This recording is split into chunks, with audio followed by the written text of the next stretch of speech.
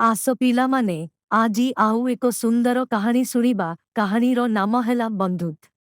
ରାମପୁର ଗାଁରେ ମୁନିଆ ଓ ମାନସ ନାମରେ ଦୁଇ ଜଣ ବନ୍ଧୁ ଥିଲେ। ସେ ଦୁହେଁ ଛୋଟବେଳୁ ସହପାଠୀ ଓ ଗଭୀର ବନ୍ଧୁ। ଦୁହେଁ ନିଜ ନିଜ ଘରର କାମ ସରିଲେ ସଙ୍ଗେ ସଙ୍ଗେ ଖେଳିବାକୁ ଯାଉଥିଲେ। ଗାଁର ପୋଖରୀ, ବଗିଚା, ମାଠ ସବୁଠାରେ ତାଙ୍କର ଖେଳ ଚାଲୁଥିଲା।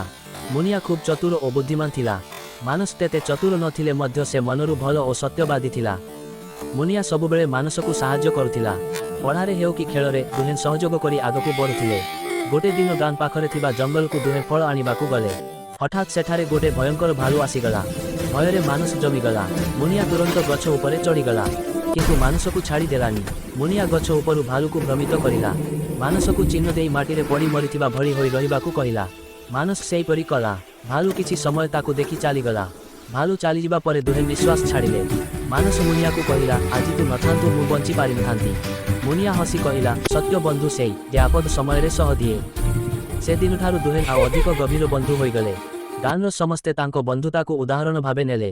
ଶିକ୍ଷା: ସତ୍ୟ ବନ୍ଧୁତା ଆପଦ ସମୟରେ ପରୀକ୍ଷିତ ହୁଏ।